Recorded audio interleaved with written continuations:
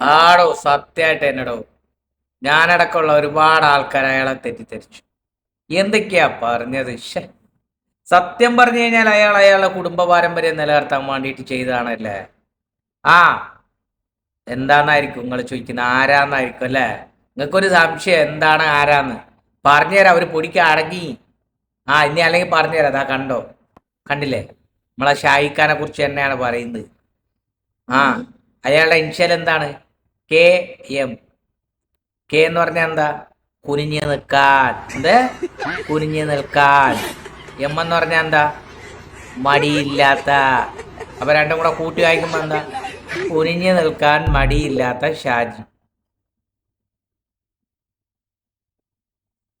എടാ അയാളുടെ കുടുംബ പാരമ്പര്യം നിലനിർത്തിയതാടാ.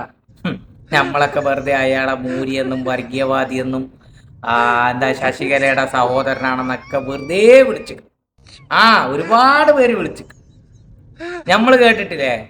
നമ്മൾ പറയൂലേ, ഇപ്പൊ പണ്ടുള്ളവർ പറയൂലോ, ഓനോന്റെ വാപ്പാടെ സ്വഭാവ, ഓനോന്റെ വാപ്പാടെ സ്വഭാവ, ഓനോന്റെ വാപ്പാടെ സ്വഭാവ, ഓനോന്റെ വാപ്പാനെ പോലെ തന്നെ അങ്ങോട്ടുമില്ല ഇങ്ങോട്ടുമില്ല, ഭയങ്കര ഇതാണ്.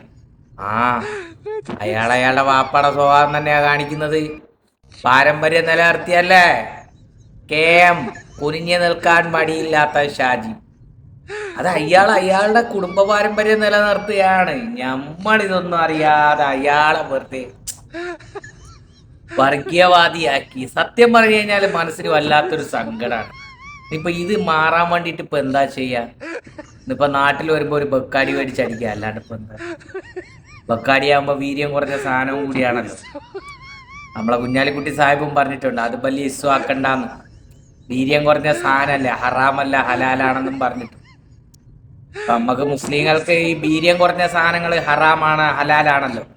അപ്പൊ മുസ്ലിം ലീഗ് പറഞ്ഞു കഴിഞ്ഞാൽ പിന്നെ അത് ഹലാലോ ഹറാമോ ഒക്കെ അങ്ങ് ഒരു പറഞ്ഞിട്ടുള്ള അങ്ങനെ തന്നെയാണ്. മുസ്ലിം ലീഗിലേക്ക് ട്രാൻസ്ഫർ എടുത്ത്, എന്തോന്ന് ട്രാൻസ്ഫർ ആണ് എന്തോ എടുക്കണോന്നൊക്കെ അല്ലേടേ ഇവര് പറയുന്നത്. മെമ്പർഷിപ്പ് എടുത്ത് നേരെ ഒന്നിങ്ങോട്ട് തിരിഞ്ഞു നിന്ന് കഴിഞ്ഞാല് സ്വർഗത്തിൽ പോവാന്നാ പറയുന്നത്. അപ്പൊ പിന്നെ വീര്യമില്ലാത്ത മദ്യല്ലേ നമ്മൾ കുടിക്കുന്ന? ഹറാമാവൂലല്ലേ? ഹറാമാവൂടെ? അല്ല, ഹറാമോ ഹലാലിനെ കുറിച്ച് അറിയുന്ന ആരെങ്കിലും ഉണ്ടെങ്കിൽ ഒന്ന് പറഞ്ഞു തരി. പക്ഷെ എന്നാലും കെ എം ഷാജിനെ ഞാൻ ഇനി കുറ്റം. അയാളെ കുടുംബ പാരമ്പര്യം അയാൾ നിലനിർത്താൻ വേണ്ടിയിട്ടാണല്ലോ പടച്ചോനെ ഇതൊക്കെ ചെയ്തേന്നാലേക്കും. ഞാനടക്കമുള്ള ഒരുപാട് സഖാക്കൾ അയാളെ തെറ്റിദ്ധരിച്ചു. ഇപ്പോഴാണ് എനിക്ക് അതിനോട് ഒരു പശ്ചാത്താപം, ഒരു പുച്ഛാത്താപം, ഒരു മറ്റേ താപം ഒക്കെ ഉണ്ടായി വരും. എന്താ പറയാ? അയാളെ കുടുംബ പാരമ്പര്യം നിലനിർത്തിയല്ലേ കെ എം ഷാജി, കുനിഞ്ഞു നിൽക്കാൻ മടിയില്ലാത്ത ഷാജി. അതല്ലേടെ അയാൾ മോഡിയുടെ മുമ്പിലും അല്ലെങ്കിൽ സംഘപരിവാറിന്റെ മുമ്പിലൊക്കെ അയാൾ കുനിഞ്ഞു നിൽക്കുന്നത്.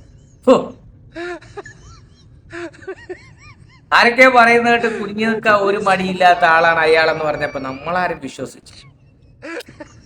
എന്തായാലും എന്റെ ഷാജിക്ക, നിങ്ങളെ ഞങ്ങൾ വല്ലാണ്ട് തെറ്റിദ്ധരിച്ചു. എന്തായാലും നിങ്ങൾ ക്ഷമിച്ചളേ. പോട്ടെ, സബൂറാക്കിയെന്ന് സബൂറാക്ക് ആക്കി കൊടുക്കാൻ പറഞ്ഞല്ല, സബൂറാക്ക സമാധാനപ്പെടാൻ വേണ്ടി പറഞ്ഞതാ കേട്ടാ. എന്നാ ശരി, എന്നാ അസ്സലാമു അലൈക്കും, ഗുഡ് നൈറ്റ്. കറക്ക് നന്നായിട്ട് കറക്ക്, നന്നായിട്ട് കറക്ക്, നല്ല സ്പീഡിന് പോളൂ. ഫസ്റ്റ് സെക്കൻഡിൽ കറക്കടാ.